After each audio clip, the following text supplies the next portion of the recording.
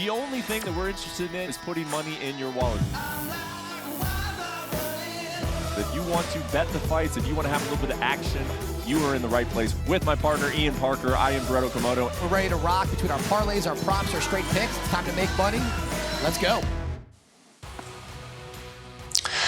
After a quick trip down south to Mexico City, the UFC is back in Las Vegas at the Apex facility for a heavyweight main event between Jairzinho Rozenstruik and Shamil Gaziev. We are here to break it all down from a gambling perspective on UFC Best Bets. Hello, everybody. I am Brett Okamoto alongside Ian Parker, and we spoke at length last week about the fight night down there in Mexico City. Neither of us were there, unfortunately. It looked like a great atmosphere, and it was a fun night of fights. How did we do at the book at UFC Fight Night, Ian? Well, if you follow me on social media, overall, the MMA weekend was incredible. Our best bets, we started off pretty hot. Barcelos, Torres, Lahubo Prado over 2.5. We hit our prop of the night pretty early with Uruguay by decision. Then the co-main and the main were the only two fights that, Brett, I actually lost on the entire card. So 9 for 11 across the whole slate. Unfortunately, the Moreno loss took us off our best bet and took us out of the parlay. Otherwise, we had a very strong night otherwise, but now on to the Apex yet again this week. Yes, sir. On to the Apex, and it is a special time here on ESPN Plus. Usually, we're watching these fights at night. We get a little bit of an afternoon slate. You can look at the main card right there. It's at 4 Eastern, 1 Pacific on ESPN Plus. I mentioned the number 12 heavyweight Jairzinho Rozenstruik taking on Shamil Gaziev, and light heavyweight co-main event Vitor Petrino taking on Tyson Pedro, and then a few sort of kind of high-profile sort of showcase bouts, I almost want to call them. Potential big step for Muhammad Mokaev taking on number 7th ranked Alex Perez. Umar Nurmagomedov fights for the first time this year, and then a flyweight bout rounding it out between Steve Erceg and Matt Schnell. Let's start with the main event, Ian. Jairzinho Rozenstruik, man, when he's up, he's up. He's got a good highlight reel, but when he's down, he looks a little lost against some of these elite heavyweights. Is Shamil Gaziev an elite heavyweight that can take out the likes of Rozenstruik? He's minus 160 about here. You know what? I don't know at this point if you have to necessarily be elite to take out Jairzinho Rozenstruik. I mean, look, he's not getting any younger, and he hasn't developed the other parts of his game where he's weak at. And let's be honest here, it's the takedown defense. It's once he's on his back, he looks like a fish out of water. You got someone, Shamil Gaziev, that showed us in the Contender Series good grappling, which we already knew. And then this fight against Martin Buday, he was a striker because he was able to. In this fight, there's a clear path to victory here. Throw that right hand, double leg takedown, and take over from there. Now, if he gets too comfortable on the feet, Rozenstruik, we know, is probably the better kickboxer. In fact, it's obvious he is, but I'm going with Gaziev here. I think he's got way more ways to win. I don't love minus 160. Earlier in the week, he was minus 140. People clearly think that he has such a huge advantage on the ground, which he does. So I'm going to roll with Gaziev here. I have to think that he still has good fight IQ, which I know he does. Has nothing to prove here by standing with Rozenstruik. Wrestle, take the fight to the ground, you win, and then Gaziev will rise up that ladder in that heavyweight division. Any thoughts here after watching these guys on method of victory or even a round total? I mean, when Gaziev gets guys down, is he going to be actively hunting a submission, or is Jairzinho just kind of trying to waste time down there and get to the next round so he can get back on his feet? I mean, what do you expect to happen when the fight does hit the ground? Do you have any opinion on the total here?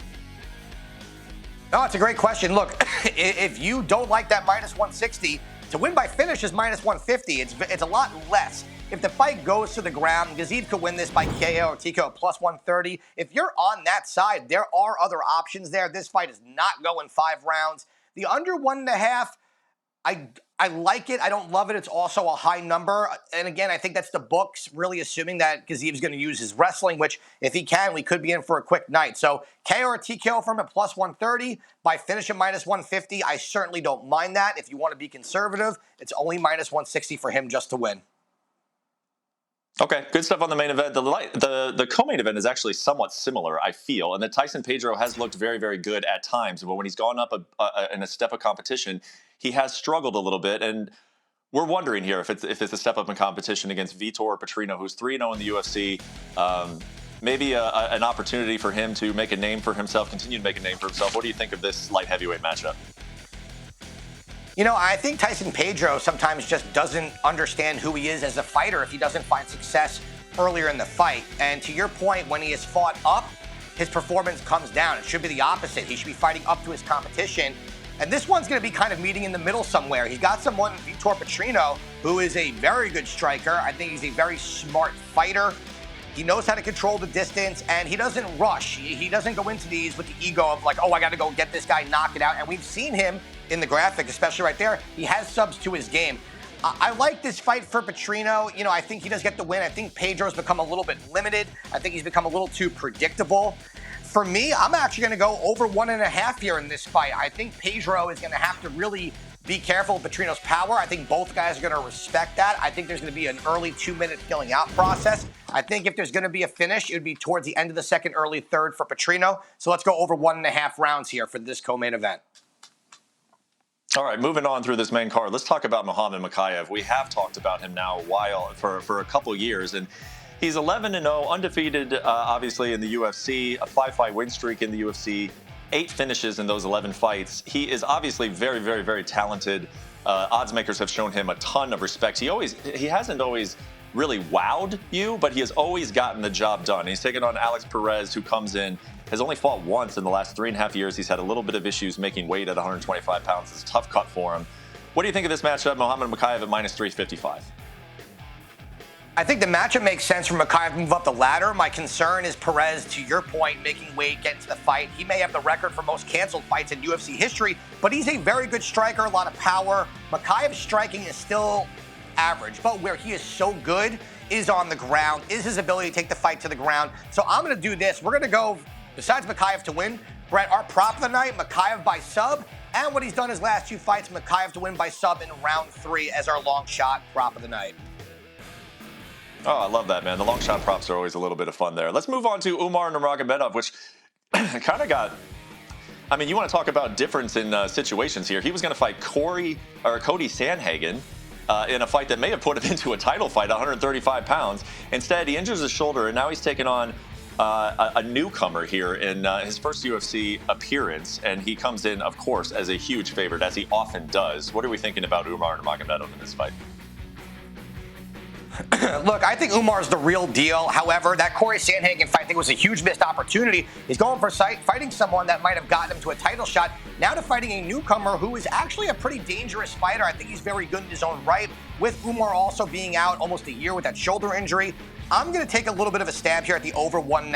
I think Umar is not going to rush into this. His opponent's a good striker with a good takedown defense. Let's go over 1.5 rounds, although I could see Umar getting a finish towards round 3 by sub, but I'm going over 1.5 here. I think his opponent's going to be a little bit more competitive than people expect. Okay, and then the last fight on this ESPN Plus main card, it goes to flyweight, Matt Schnell versus Steve Erceg. What do you think? I think Matt Schnell is must-see TV. Whether he wins or loses, he's kill or be killed, and he's fighting someone in Astro Boy here who is very, very good. I think this is one of those fights where Steve Erceg is going to tag Schnell a bunch. I like Erceg to win this fight. Minus 400 is obviously a very high number for the money line. If you want to go for a prop, take him to win by sub. Otherwise, that's going to be someone who's going to be in our parlay. I think Erceg is just better everywhere, and Schnell, he gets finished an awful lot.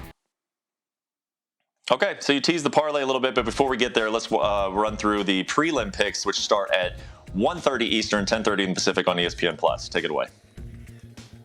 Eric Anders, over 2.5 rounds with Jamie Pickett. Anders has had a lot of wins by decision. Pickett, although really I think this is going to be his last fight in the UFC. If he loses, he sometimes gets to be more durable than expected. So we're going over 2.5 there. Give me Oliveira over the short notice in Bernardo Sopaj.